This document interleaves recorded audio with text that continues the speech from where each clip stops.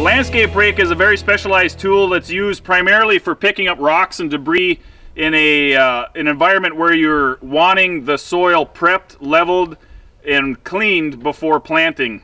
Ideally, what you'd like is to pre-till the soil before you rake it with either an S-tine cultivator or a harrow or even a soil conditioner, something to loosen the soil, gently flatten it, level it a little bit, and also to bring those rocks to the top. It just makes it a lot easier for the rake tines to grab and collect those rocks.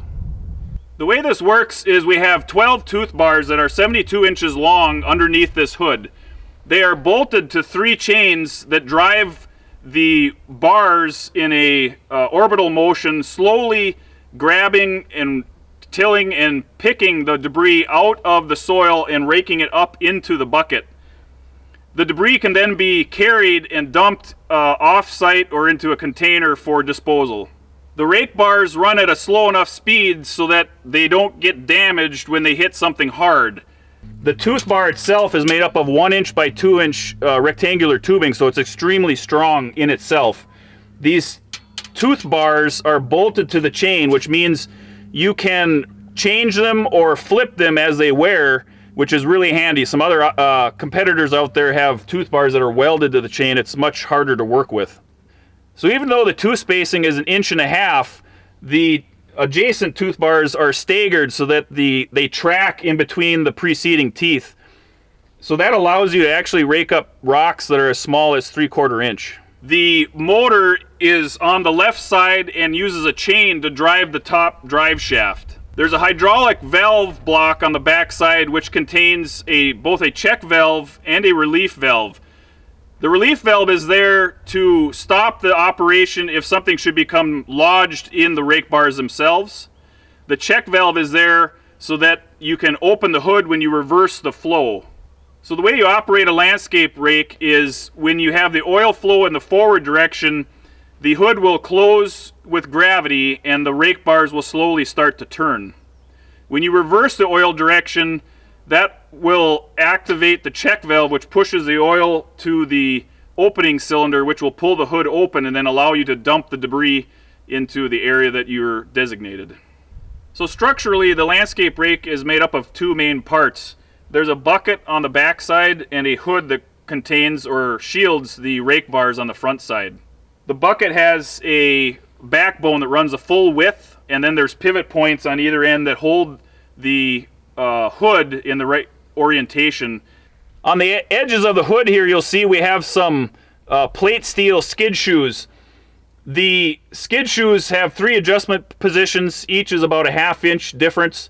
Depending on how firm the soil is you're working in, you might want to work those up or down to give you just the right amount of contact with the soil. You don't want to dig so deep that you're actually tilling and moving dirt, and yet you need to engage the soil enough so that you're actually picking and dragging those rocks up into the bucket. So on the bucket itself, you can see that we have a replaceable cutting edge here. It's double bevel. They generally don't wear very much because you're not really doing a lot of scraping and digging with these buckets. This bucket is meant more as a containment vessel. So you're dragging the debris and piling it up into the bucket. But this cutting edge does stiffen and strengthen the bucket edge itself. And of course, if it does wear out with time, it's very easy to change. So one of the features I want to point out on top of the hood is that these 2 springs here are attached to the lift cylinder. What they do is to help relieve some of the weight of the hood from the skid shoes and the tooth bars. The reason that's important is because you don't want your tooth bars digging so aggressively that you're actually pulling in wave after wave of dirt. You want those teeth to just tickle the topsoil and to pick and drag those rocks and debris up into the bucket. So you can adjust this spring if you wish to allow more or less down pressure on the tooth bars themselves.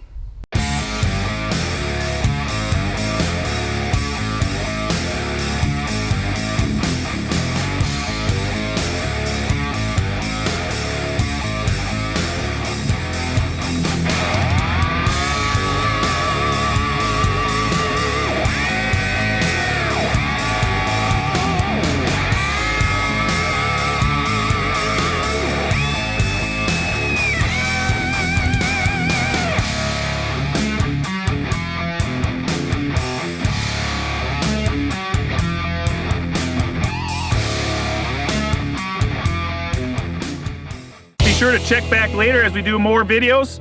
Give us a call or check our website if you have any questions.